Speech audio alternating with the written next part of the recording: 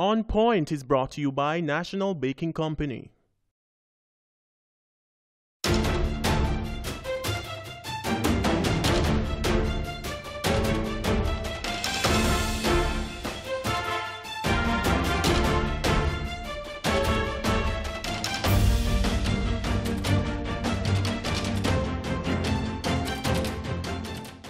Good evening and welcome to On Point. I'm your host, Kalila Reynolds. And I'm Dennis Chung.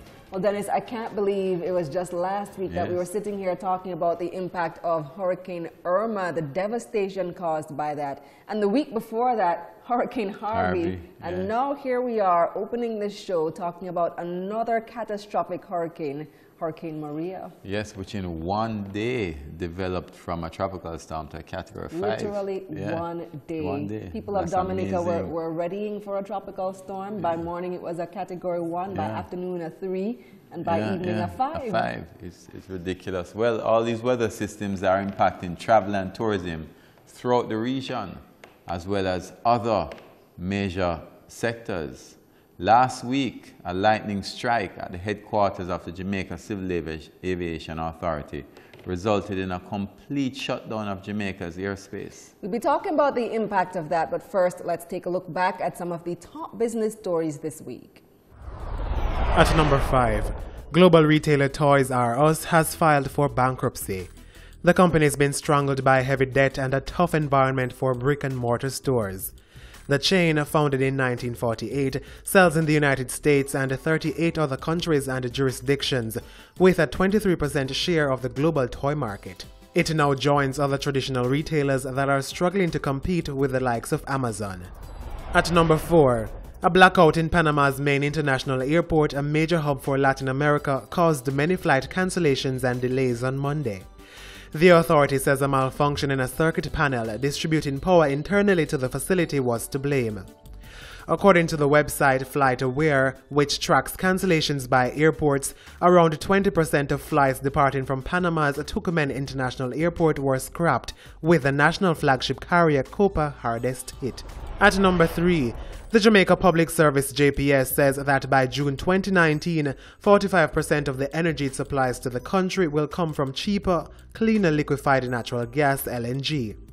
By then, the power company's Old Harbour and Jamaica Aluminum Company Jamaica plants will come on stream to join the Bogue facility in St. James, which received its first shipment of LNG in October 2016.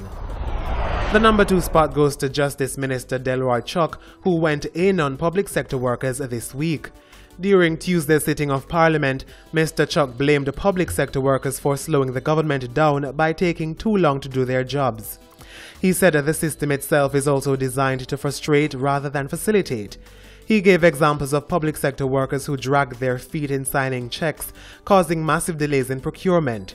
His comments elicited applause from both sides of the House. However, he's been criticized by some trade unions. And your top business story this week goes to, you guessed it, Hurricane Maria. The death toll is at 18 and rising as of Thursday. The massive storm hit Dominica as a Category 5 on Monday and went on to pummel Puerto Rico as a Category 4 on Wednesday. It will cost billions of dollars to rebuild the two islands. Images show widespread devastation to houses, roads, and forests. And when we come back, Jamaica's airspace closed for almost an entire weekend. What's the real fallout and could it happen again? This and more right here on Point.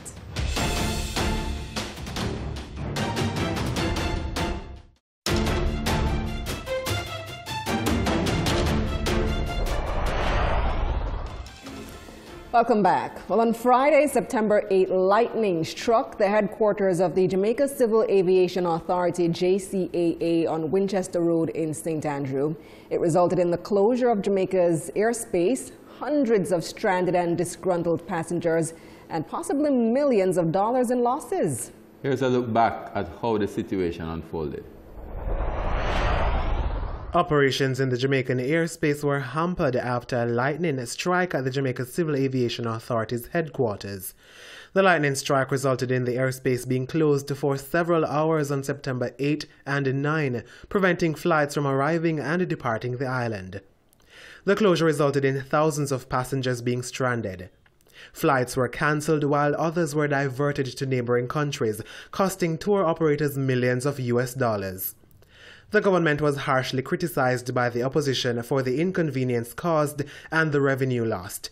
However, the government argued that it was an act of nature that was unavoidable and the backup system was in place, which came on stream as soon as possible.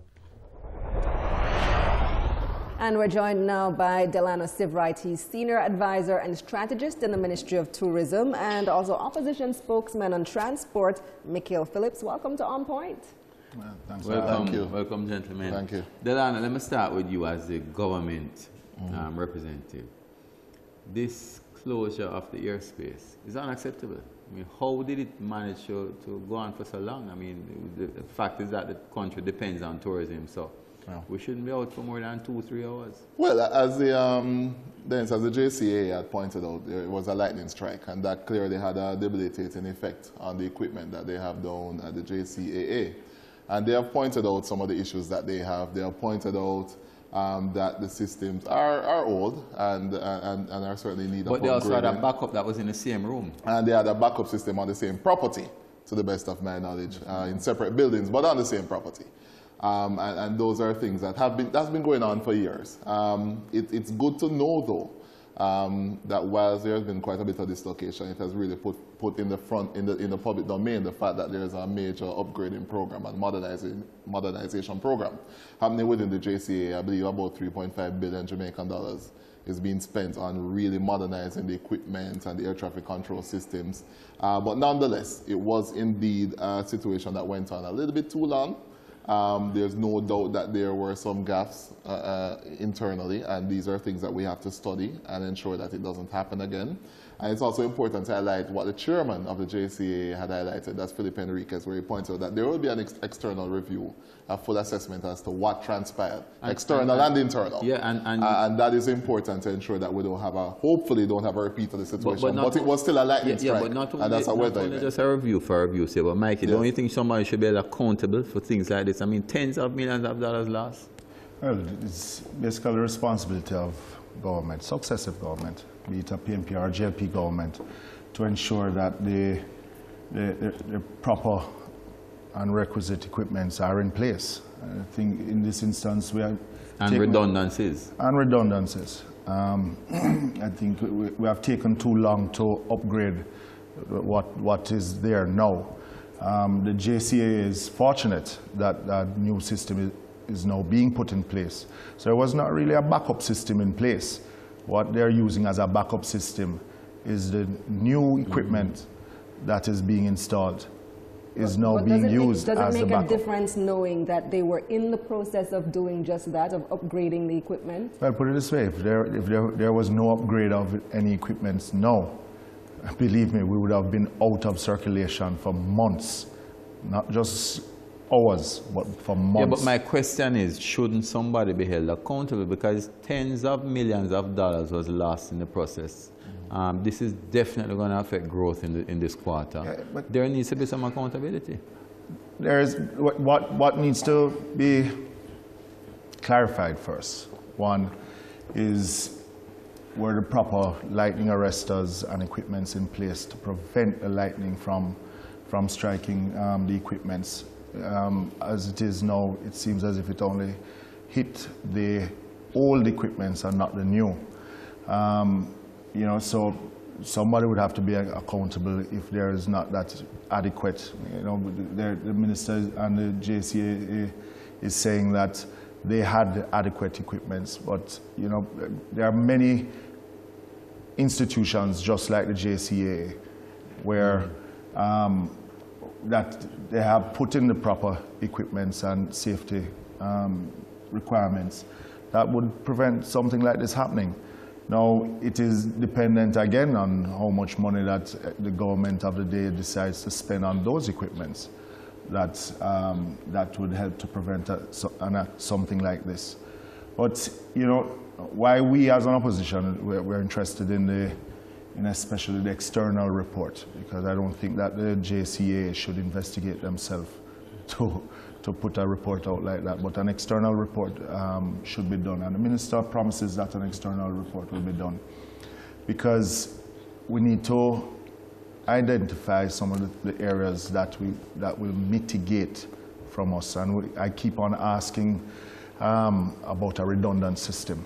A redundant system that is not placed at the JCA on Winchester Avenue, but one that is off-site, because that is how it is normally done anywhere else in the world. And that's what they've now said they will do. Well, that it is not to be at a different location. It is not currently in this budget, in this upgrade for a redundant system to be put in place. But they're actively working towards it in the new fiscal year, hopefully. But I have a further concern, because no longer the resources, the earnings from the head tax will go directly to the JCA. It goes directly to the consolidated fund. It is now going to be dependent on how tight the fiscal space is, what will the ministry prioritize, if they will know, because the JCA will have to know, seek warrants just like any other government agency or ministry. To access resources. To access resources, be it capital A, capital B, or recurrent.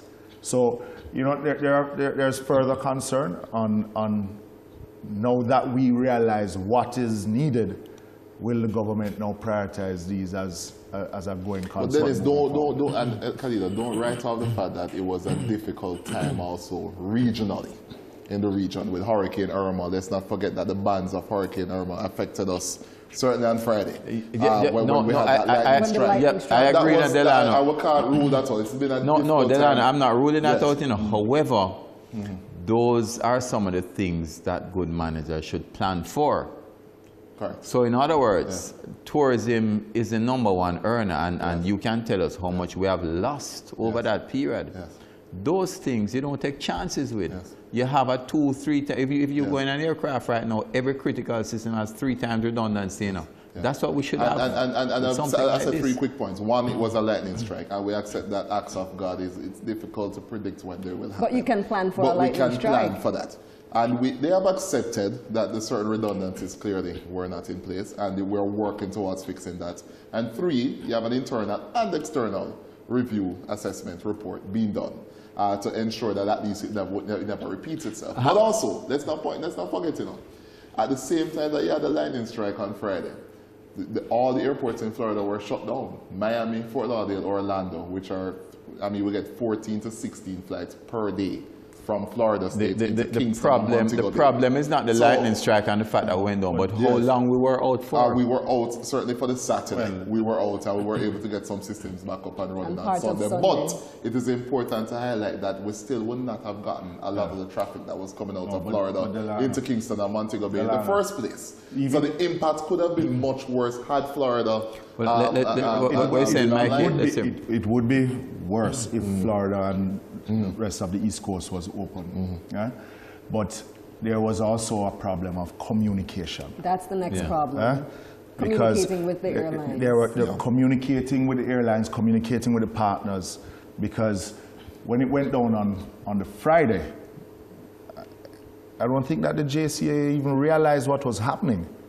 That flights were also, they had to get help from another island, from Dominican Republic. Had to give some assistance. But then now we had flights turning back on Saturday and on Sunday, as you know. Right? And without any communications, you have passengers turning up even in New York to the airport and Washington, who at the point of departure was just being told that the airspace is closed. And you know, in a critical sector like that, you know, we have to make sure that we have all the necessary emergency backup systems in place. What happened with the communication? And we also serve the rest of the Caribbean too, with aeronautical services. But clearly, it's an exercise, Dennis and Khalida, Mickey, in crisis management. And I think it's something that can be studied. It was a true crisis in the real sense of the word. You had Hurricane Irma creating chaos. But we never had any effective crisis managers. You had a lightning strike. Clearly, some technical communication matters were probably not handled as well as they should have. And NOTAMs, these are new terms that I'm becoming familiar with, that would alert the airlines as to the issues. Certainly with our European flights, our worst affected impact was really, the worst affected flights were really our European flights, the flights out of Portugal, Spain, and especially Italy. The 2 charters that were... Yes, including those charters. And the German flights, because those are 10-hour. Those are 10-hour long flights, and unfortunately, the communication did not get to them in time. What is the status for them to make the decision in terms of cancelling the flights altogether or rerouting the flights or something. What is the status with those 2 flights? What is the status with those 2 carriers, Ivelo from Spain and Orbis from Portugal? The Jamaica Tourist Board, and that's part of our communication strategy, the Jamaica Tourist Board is liaising with the Jamaica Civil Aviation Authority and also liaising with our tour operators and travel agents around the world and also the airlines. So we have been in touch with Orbis and Envelope, spoke to them. Obviously, they're upset about what happened. I mean, there's been a lot of dislocation regionally with the hurricanes and everything. They've threatened to stop flying here. No, they did not tell us. They are just coming back after not being here for about 7 years. So they are obviously disappointed, but after speaking to them, they are committed to Jamaica because Jamaica is good business for them. Clearly, they had a bad weekend. It was a very bad weekend for them. They had to land their planes in Punta Cana, Dominican Republic, and that's going to cost millions of dollars, as you know, just to do that with 300 plus passengers on a flight and crew. And then the flight has come to Jamaica, and they have tour packages. So have you compensated them for it? No. I mean, you're a businessman. In the airline business is not. I mean, it's a rough business.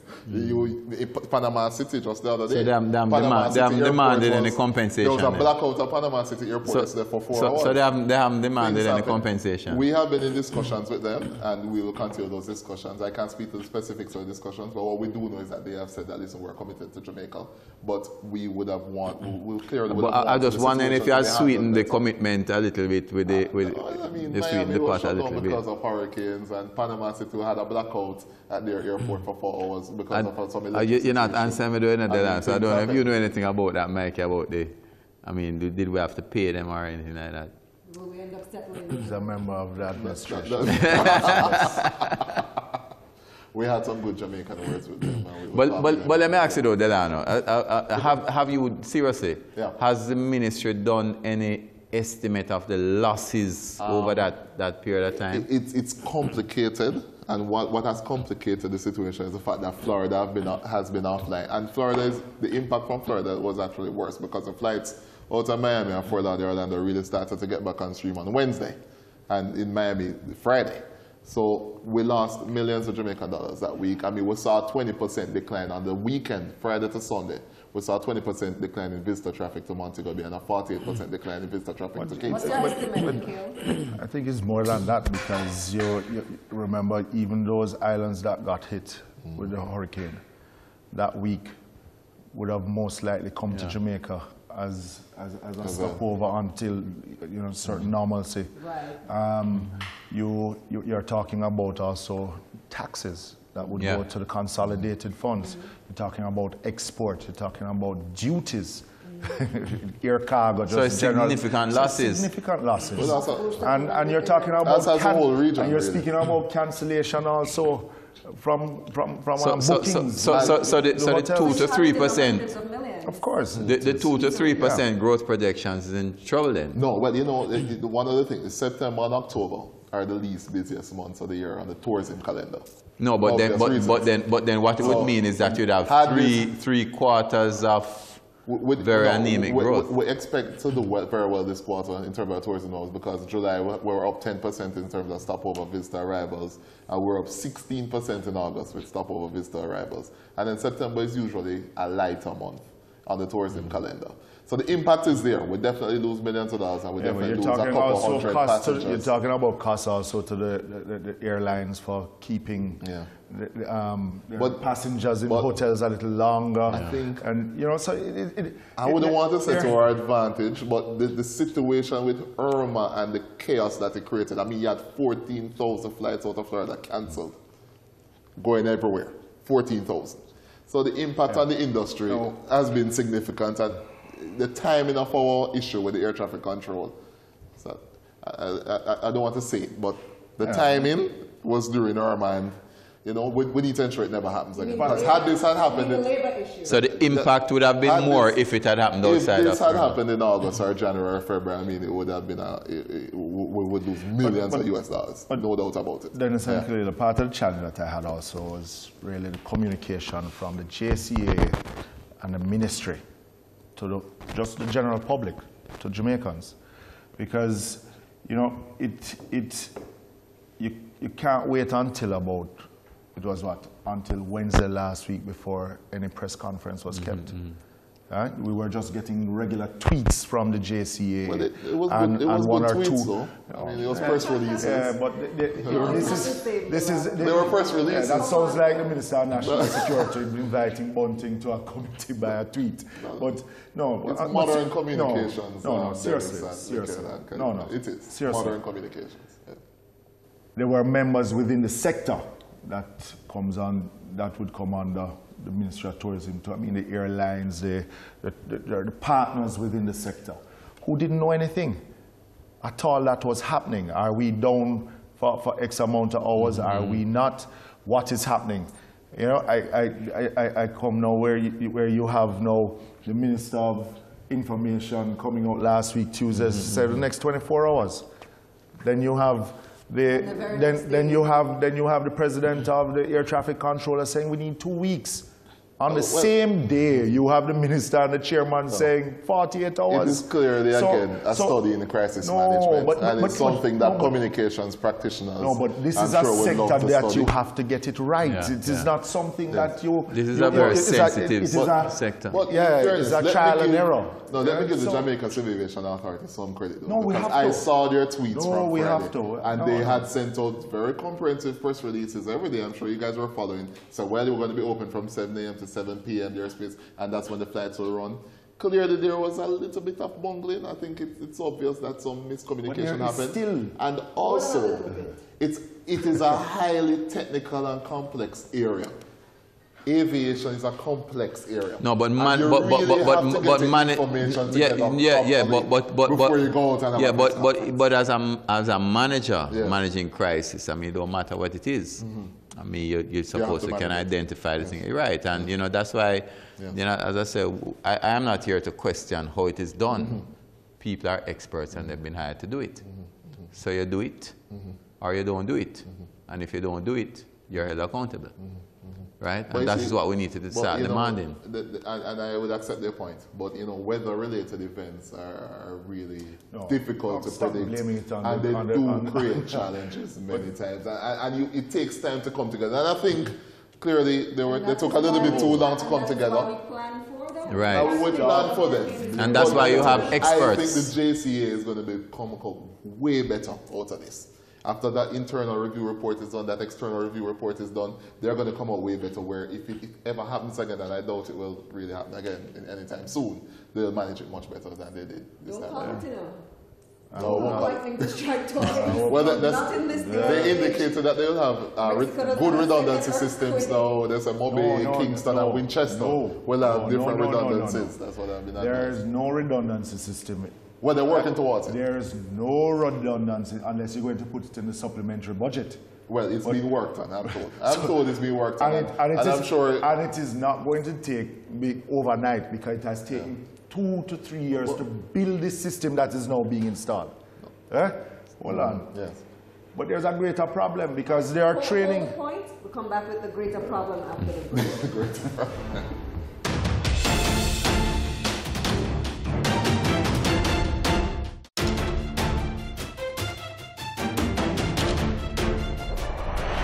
Welcome back. We are talking about the shutdown of Jamaica's airspace on September 8th into the 9th and even into the 10th. Millions of dollars lost. Hundreds of millions of dollars. We're joined by Delano Sivright. He is the, remind me of your title, Senior Advisor and Strategist in the Ministry of Tourism. And I would say hundreds of millions of dollars. I was still calculating. I don't think it's that much. Well, I asked you and you couldn't give me a figure. Because it's complex. But Florida, and I told you, Florida as a state was shut down during the whole time period, and most of our flights emanate from Florida. They originate there. That sounds like thousands of millions of dollars. We're also joined by opposition spokesman and transport Mikhail Phillips. Before the break, Mikhail, you were making a point. You said there is a greater problem. What is there's a greater problem in that there's going to be a delay in getting up the new equipment, even though the JCA has said that they are doing training on the new equipment. But the transfer of information from the old equipment to the new is going to be delayed because they need parts for the old system. So the old system will not be up for a while. How long are we talking about? That is the Weeks magic or months? question. So I think it's going to be implemented until fully, the whole system is fixed. fully. That's Until the old weeks or system. months? I believe it's weeks, and I know the new system, as Mikhail knows too, there's a certification and validation process that is still ongoing for a number of the air traffic controllers to be able to utilize that system. There are 100 plus air traffic controllers to be trained on the new system. I don't think they're even halfway through as yet. No. So we were the original time frame to get everybody trained on that was up to about November, December. Yes, So you wouldn't get everybody trained up until November, December. You have your old system down. Yes. So there's going to be So that's a double whammy. So it is going to be a while before we get that the full system up. While we're still waiting on that, there are still glitches. As we know that there are still some challenges. By the full system, you mean the system that was being installed? The system that is being installed, and for us to operate 24 hours.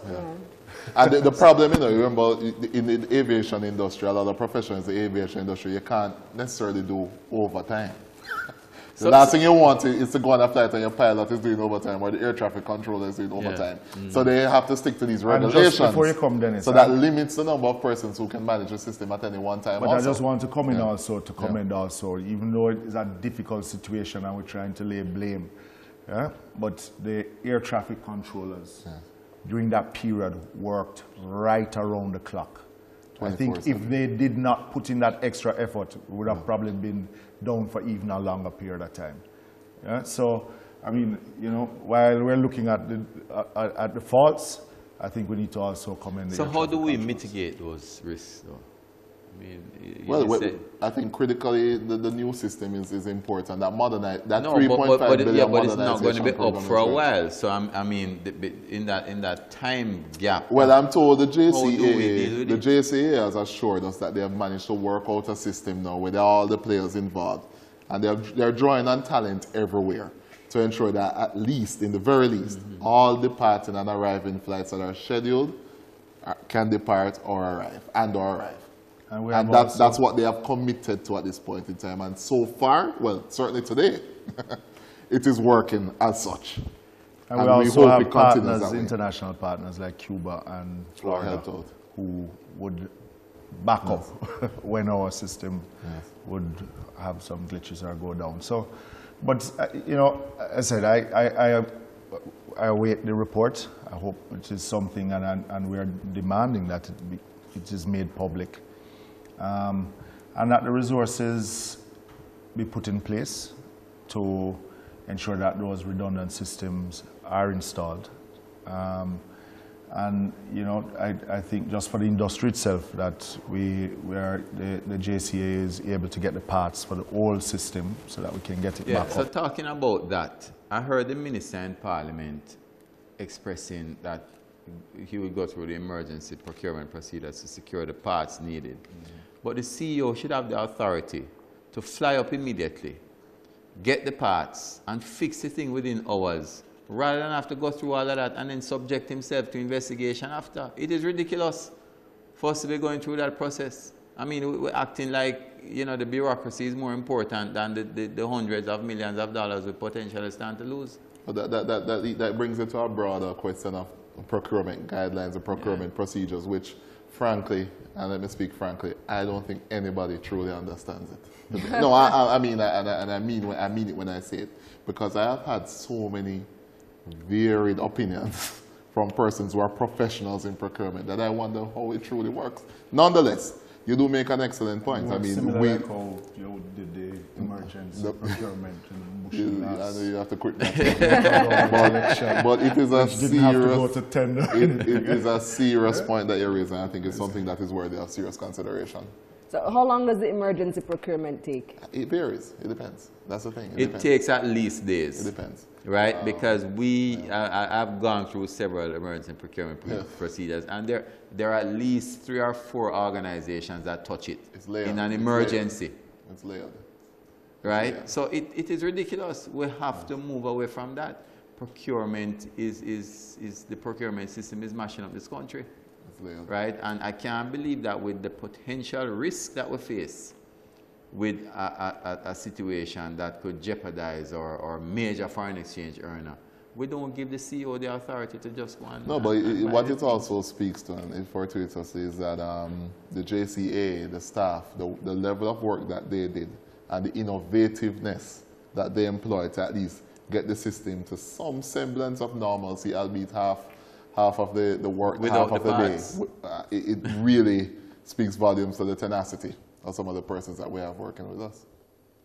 Yeah, but what is your view on it, Mikey? I mean, this procurement thing. Because I remember in the PNP administration, there was a big excitement about the bill going to Parliament and all that. I went to Parliament and sat, and nothing is happening on it. No, there was a new procurement bill laid. Yeah. But, you know, I find that government working away, or governments working away, that we like to put red tape on top of red tape. Well, you're a parliamentarian, so you understand what the thing goes. I am. I don't know a lot about how it works as it is now. You know, I would have to look at the bill and see what changes were made. But do you think it doesn't work effectively? In a situation like this, as Dennis has suggested, that the man from the JCA should just be able to go up and get the parts and bypass all those procedures and red tape? As I said before, yes, should. As I said before, because the JCA has funds of their own too. They have a reserve that they can also tap into. But then putting it to the consolidated fund now will... Well, they should still have that reserve. Yeah. They should still have that reserve. But the thing is that they're using that reserve now for the upgrade. Yeah? Now, as I said, there's a greater problem. I personally feel that there are some agencies within government that should still stand alone. I for one, think that the TEF should be one of those. Yeah. And the civil aviation, and those are two of the 3 that is gone to the consolidated fund. But that's because of Dennis Chung's IMF team, who insists on central treasury management. Yeah, but central treasury management does not mean that you take the money from the people. No. It means that you manage it centrally. It's a debate that we need to have. Right? Don't take the authority of the funds from them, because once that thing goes into the black hole called the consolidated fund, that's it. Gets lost. No, and we have seen, historically, we have seen that, you know, even though we say, yes, we are going to prioritize, that once the fiscal space tightens, it no longer becomes a priority, something else becomes a priority. And there's just some sector, I mean, the tourism sector, that's our largest growth area. Right? Well, Delano, you're fully aware of that. Yeah, we're fully aware of that. I mean, we should be, that TEF money should have been fixing up the hip strip a long time ago. No, but part of it, though, you know, is that, and we have really mishandled the funds in itself, too. We use it as a little slush fund. No. When you say we, you mean both sides? Both sides. Both sides. So instead of fixing up... What is about confession and so on? And we have to be truthful to ourselves. I mean, Ocheras shouldn't be looking the way that it is. No. And also, you're talking about billions. Yes. So instead of doing certain bushing programs, you should be doing infrastructure. I'm sorry to segue, but another problem we have is that a lot of the money that we have in some of these agencies, even executing the projects, we do a poor job at it. 70% of projects not executed, but money allocated. And that speaks to the management of the public sector also, and what needs to be done to enhance efficiencies in the public sector. And also goes back to your question about the procurement system, which, as I said, a number of people simply do not understand. And that's part of the problem. But I want to go back to the Civil Aviation Authority. And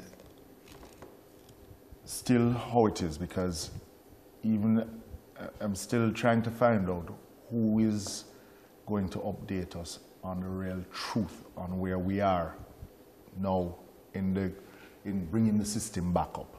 We have gotten 3 different messages from the, well, I don't let's, think leave, we've gotten let's leave the Minister of Information. There was a press conference with the Minister, the Chairman of of the JCA, the Senior Executive of the JCA. So where are we now with the system coming back up? What percentage are we in terms of? Saturday would have been the 48 hours that the Minister would have and the Chairman would have given us. Eh? I don't recall. Yes, he did the press conference on Thursday. Saturday would have been his 48 hours. The system had some glitches on Saturday. It was down. But minor, 15 minutes. Half an hour. 15 minutes. So where are we right? now? That's the question. Yeah, there is some semblance of normalcy now. There is, because at scheduled flights are moving. The bulk of the flights come in between the 7 a.m. and 11. But you have the 6:30 flight that would have Caribbean Airlines that is pushed up until 9 o'clock. And well, that 9 o'clock flight is pushed up on another. But right now, as of today, though, we are in a different space. And it was quite inconvenient. It can't be a different space because it's still opening from 7 to 11. So it can't be a different space. Roughly, but we're moving back to 24 hours. You're not. No, we're moving back to where all scheduled flights will when? operate. When? So, for example, I mean, eventually we will. But the question is when. That flight, that JetBlue flight from Kingston to that god-awful JetBlue flight, sorry, JetBlue, but at 1:55 a.m. last to New York, I know is operating. The last press release from the Civil Aviation today said that we're still operating a limited capacity between the hours of 7 to 11. And we are not yet back up to 24 hours. So who is telling me the truth? So the 24 hours when, Delano? No, scheduled flights, to the best of my knowledge, are operating. All scheduled flights are operating. And let's be frank too, most flights operate between 7 a.m. and 11 p.m. Okay? However, yes, the system, it will not be completely fixed either way. It just can't. It's going to take time. And we have a modernization program in earnest, going on in earnest. So we are at a very good level of normalcy, I would say, right now, where flights are coming in and flights are going out. So but in summary, we still don't know when all those systems will be back up fully. We still don't know when the redundancy system will be back up, and we still don't know how much money we lost over that period of time. and I hope that is something they're calculating. And I think they need to be cautious about the time frames also. And I think the chairman of the JCA, the minister, and the head of the JCA. But you know, Delano,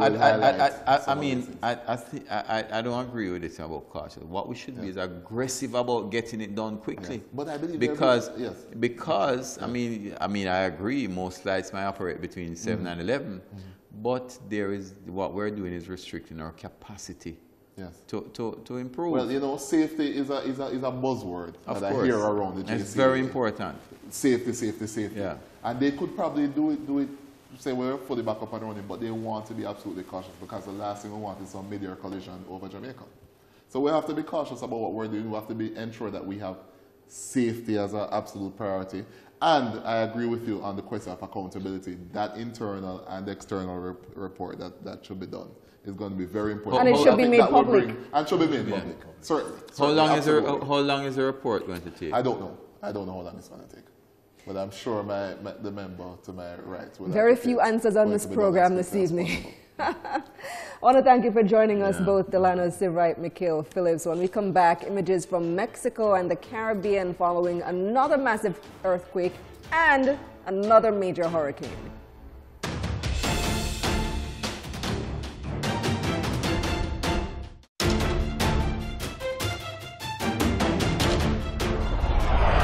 Welcome back. Well, as we told you at the top of the show, Mother Nature has been very busy this week wreaking havoc. First, let's take a look at the impact and the devastation caused by Hurricane Maria.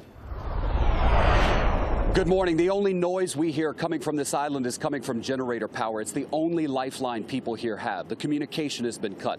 Power is out. Folks here aren't even able to reach relatives on the island to check on them. And to that point, we don't really know how bad the damage is in the hardest hit areas because only now are rescue crews moving in. Overnight, the rescues began. The Puerto Rican National Guard started pulling people out in the community of Levittown. This man waded through waist-deep water. Behind him, a little boy on the back of a National Guardsman. The governor was waiting for them as they were pulled to safety. As Maria moves away from Puerto Rico, the destruction is starting to come into focus. Downed trees and power lines are making roads impassable. Windows have been blown out of buildings and appliances ripped from walls. On the island of Dominica, the storm killed at least 7 people and left a path of destruction. The U.S. Virgin Island of St. Croix was also hit hard. Some homes so badly damaged they were stripped down to their foundation. Earlier in the week, we were with Puerto Rico's governor as he walked the streets pleading with people to leave. This woman was emotional as she told the governor she was scared and was going to leave, and it's a good thing she did. This was her home before the storm, and this was it after. Everybody thought that the hurricane was going to be not as powerful. Ashley and Mark from Ohio were on vacation in Puerto Rico celebrating their 10-year anniversary when Maria hit. During the storm, they stayed in the hotel's parking garage. We get snowstorms and stuff in Ohio, but nothing that where you literally hear death, like right there. Now they are stranded here. I'm still scared just because we don't know how bad it is out there and how we're going to get home.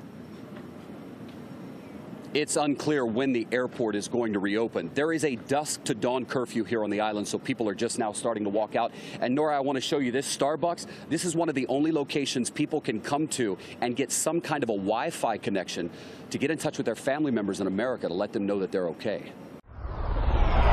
Meanwhile, over in Mexico on Tuesday, a 7.1 magnitude earthquake struck that country, which was the anniversary of another major earthquake in that country in 1985. Here's more on that.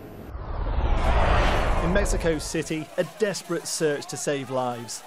This used to be a school, but the magnitude 7.1 quake reduced it to rubble. Bodies have been recovered, but children and teachers are missing. Rescuers worked into the night. The woman in red walking out after being asked to identify a body. It's a school in the south of the city, a private school where a significant part of the building collapsed. Unfortunately, small children from year 1, year 2 of primary school, some from the secondary school, have died. The quake struck at lunchtime on Tuesday, causing thousands to run to safety. The terror and devastation captured in the moments afterwards. And Mexicans assessed the wreckage. Across the capital, dozens of buildings have collapsed. And the extent of the disaster is becoming clear. Homes destroyed, flats and businesses badly damaged, 2 million people without electricity. And a nation again in mourning after another major earthquake shook the country earlier this month. Phone lines are also down, and smokers have been warned not to light up because of gas leaks. Outside the capital, many other towns and cities report widespread damage. The epicenter of the quake was in Puebla State, about 120 kilometers from the capital. In Jojotla, more than a dozen were killed. Well, there are 55 total deaths reported, but we want to cross-check our data to see if there are more dead people. 16 of them are from Jojotla specifically. Earlier in the day in Mexico City, some people had taken part in drills on the anniversary of another devastating earthquake 32 years ago. The 19th of September will now be a day of remembrance for not just one, but 2 disasters. And rescuers fear the number of families mourning the dead will rise. Duncan Crawford, Al Jazeera. Well, for yet another week, we're talking about the economic impact of recent natural disasters. Here are the numbers. 18. That's the number of people confirmed dead from Hurricane Maria up to Thursday. This includes 15 in Dominica alone. Several more are feared dead. Maria was the 4th major hurricane this season after Harvey, Irma, and Jose, and the 13th named storm. August and September are typically the most active months of the hurricane season. Scientists have predicted an above-average season this year, with 2 to 4 major storms of Category 3 or higher and 11 to 17 named storms. The season doesn't end until November 30. Already, it's been one of the most expensive years of damages on record. Unprecedented storms this hurricane season have pushed payouts from the Caribbean Catastrophe Risk Insurance Facility, CCRIF, to battered islands past the $100 million mark. The 10-year-old facility revealed on Thursday that it has made payouts to 12 of its 17 member countries, all within 14 days of an event. This includes over $31 million paid out to 6 countries under their tropical cyclone and excess rainfall policies. And our On Point team hit the streets and asked Jamaicans, did you feel the 4.2 magnitude earthquake on Sunday? And would you be prepared if a major one were to strike?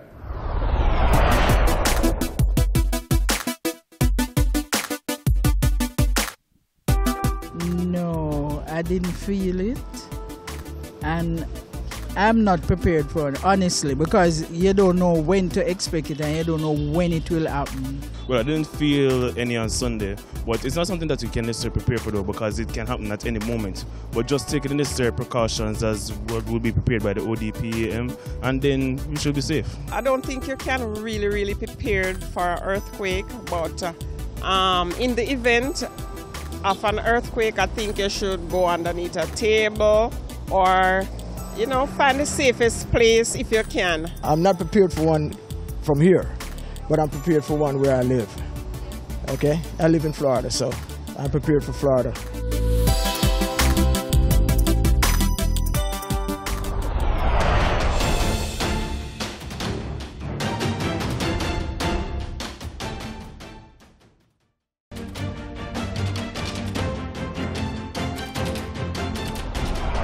You felt it, Dennis? No, I was sleeping. I was fast asleep too. I didn't feel it. I hear they sleeping. felt it mostly in St. Elizabeth, that's near where it was yeah. centered, and neighboring parishes. But I did see quite a few people in St. Andrews Andrews saying they felt it. Yeah, I actually got up in the night, checked my phone as usual, and saw that a lot of people were commenting on it. So I was surprised because I felt nothing at all. Yeah, well, the images from Mexico, I mean, the 7.1 in terms of fatalities is even more than the 8.1 last week. They had an earthquake a few weeks ago, a couple weeks ago. Yeah. Yeah. That's about a week and a half ago. Yeah. An even stronger earthquake, but this one has led to more fatalities. And as a matter of fact, they were even doing earthquake drills on Tuesday because it was the anniversary of that 1985 quake that killed 10,000 people. Yes, and we've been having some significant hurricanes. I mean, one category 5 after the other. Obviously, I mean, the earlier discussion that we had about the preparedness of countries like Jamaica that depend on tourism, we have to find a way of dealing with those. I remember last week I asked our guest if climate change has anything to do with earthquakes, and she said no, at least not from what the research shows, but I am beginning to wonder more and more whether indeed it does have something to do with it. Donald Trump says it's not real, eh? He says it's not real. I don't know. And then with even the impact on our own airspace as a result of Irma at the time. Because, I mean, even if we didn't have any equipment going down, I mean, just the fact that a lot of flights are cancelled, it can significantly affect our GDP. Yep. You know? We're living in different times. Yes. For sure, different times. Well, that's our show. I want to thank you once again for joining us yet another week. Thanks to our hardworking production team and to our sponsors. I'm Kalila Reynolds. And I'm Dennis Chung. Until next week.